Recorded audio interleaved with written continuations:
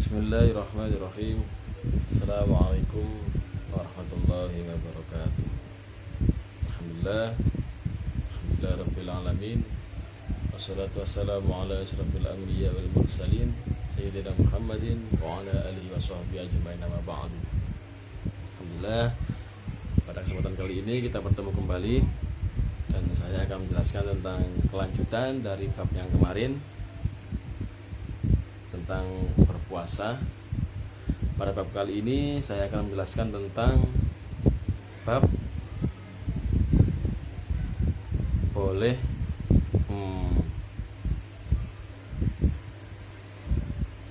menjelaskan tentang bab orang yang boleh tidak berpuasa. Untuk orang yang diperbolehkan tidak berpuasa itu ada beberapa syarat yang dikategorikan oleh Allah Subhanahu wa taala untuk tidak berpuasa. Yang pertama yaitu sakit. Sakit di sini tidak apa-apa tidak berpuasa. Kemudian yang kedua yakni musafir. Musafir itu adalah orang yang berpergian jauh. Jadi seperti sabda Nabi Shallallahu Alaihi Wasallam, sesungguhnya Allah telah mencabut tugas puasa dan mengurangkan sholat bagi musafir atau orang yang berpergian jauh, dan tugas puasa bagi perempuan yang sedang menyusui. Hadis riwayat Jamaah. Jadi di sini keterangannya bahwasanya Allah Taala itu membebaskan puasa dari orang yang berpergian jauh dan orang yang menyusui. Kemudian yang ketiga yakni dalam kondisi haid atau nifas. Jadi kalau bagi yang merasa sedang haid itu tidak boleh berpuasa. Karena itu adalah posisi di mana sampean sedang berada dalam kondisi yang bisa dikatakan sakit. Kemudian nifas itu adalah darah yang ketika orang sudah melahirkan. Kemudian yang keempat di sini ada keterangan bahwasanya yang bagi orang yang tidak berpuasa salah satunya yaitu orang hamil. Nanti dijelaskan orang hamil atau menyusui. Seperti hadis yang telah disampaikan tadi bahwasanya Allah telah mencabut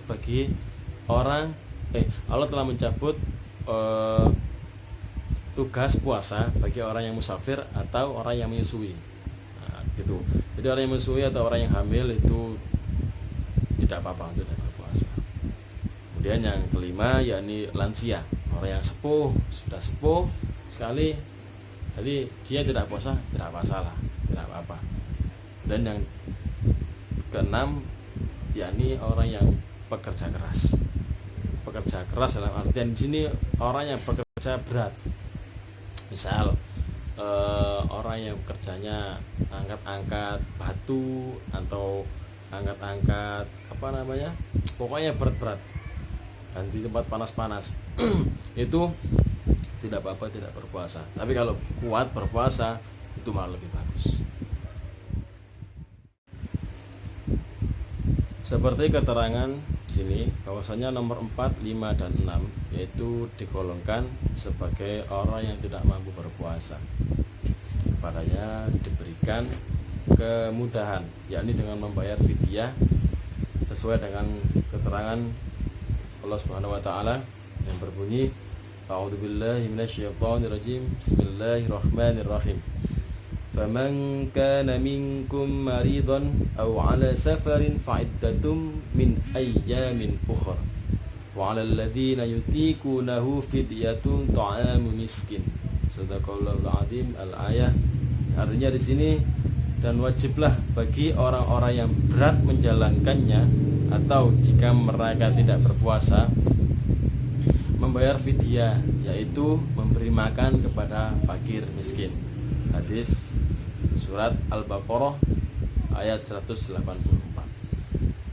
Nah, di sini bagi mereka yang tidak berpuasa diwajibkan untuk membayar fidyah, yakni memberikan makan kepada orang fakir miskin. Kemudian masuk yang bab selanjutnya, yakni sunnah puasa. Dalam artian apabila kita lakukan akan mendapatkan pahala. Adapun yang termasuk sunnah puasa sebagaimana yang dijelaskan di dalam buku ini, yang pertama yakni menyegerakan berbuka. Jadi ketika berpuasa, ketika mendengarkan azan maghrib, silakan cepat-cepat berbuka. Tapi kalau mendengar azan zuhur atau asar, jangan segera berbuka, belum waktunya. Kemudian yang kedua, ini berbuka dengan kurma atau buah yang manis-manis. Jadi di sini dianjurkan kalau berbuka puasa, usahakan berbuka dengan kurma atau buah-buahan terlebih dahulu yang manis-manis. Kemudian yang ketiga, yakni berdoa sewaktu berbuka. Jadi ketika waktu berbuka sudah datang dan kita mau berbuka, jangan lupa berdoa. Karena kalau kita berdoa, insya Allah berkah semuanya. Di sini kan sudah tahu semua kan doanya. Kalau tidak tahu doanya, mari kita baca bersama-sama. Bismillahirrahmanirrahim. Apa doanya? Bismillahirrahmanirrahim. Mari kita baca bersama doanya. Bismillahirrahmanirrahim. Allahumma laka sumtu wa bika amantu wa ala rizkika aftartu birahmatika ya arhamar rahimin. Amin. Kemudian selanjutnya yakni makan sahur di tengah-tengah malam. Maksudnya kita sahur pada malam hari, walaupun kita kuat berpuasa dalam kondisi tidak sahur, tapi Allah menganjurkan kita untuk melakukan sahur terlebih dahulu, karena di sahur tersebut adalah suatu keberkahan. Jadi kalau puasa diusahakan untuk sahur. Kalau nggak sahur bagaimana? Kalau nggak sahur, apakah nanti boleh berpuasa? Tetap boleh berpuasa. Jadi jangan jadikan alasan, wah saya nggak puasa, saya tadi nggak sahur soalnya. Jangan jadikan alasan seperti itu. Kemudian memperbanyak sedekah di bulan Ramadan. Jadi di bulan yang suci ini, mari kita sama-sama kita perbanyak amal kebaikan kita. Jadi salah satunya dengan bersedekah. Kalau mau sedekah kepada orang yang berpuasa, itu pahalanya sama dengan orang yang berpuasa. Misalnya teman sampean berpuasa, kemudian sampean memberikan takjil ataupun makanan untuk berbuka puasa, sampean juga akan mendapatkan pahala sesuai seperti orang yang teman sampean puasa tadi. Jadi pahalanya sama. Jadi usahakan perbanyaklah bersedekah. Kemudian yang terakhir, perbanyaklah membaca Al-Qur'an. Jadi kalau kita manfaatkan bulan Ramadan ini, bulan yang suci ini, kita manfaatkan dengan berbanyak-banyak membaca Al-Quran. Untuk apa? Ketika kita membaca Al-Quran di bulan Ramadan, satu hurufnya itu berpahala insya Allah 10 kali lipat. Insya Allah. Kalau di hari biasa cuma satu huruf sama dengan satu pahala. Tapi kalau sampean ngaji di bulan Ramadan, satu huruf itu pahalanya 10, bahkan bisa berlipat-lipat insya Allah. Subhanallah. Itulah keindahan ketika kita beribadah di bulan Ramadan. Mungkin cukup sekian penjelasan dari saya. Apabila ada yang kurang jelas, mohon dipertanyakan, mohon ditanyakan kepada saya.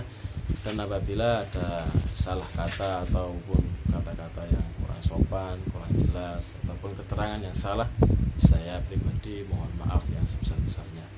Saya akhiri, wabillahi taufiq wal hidayah, ridho wal inayah. Wassalamualaikum warahmatullahi wabarakatuh.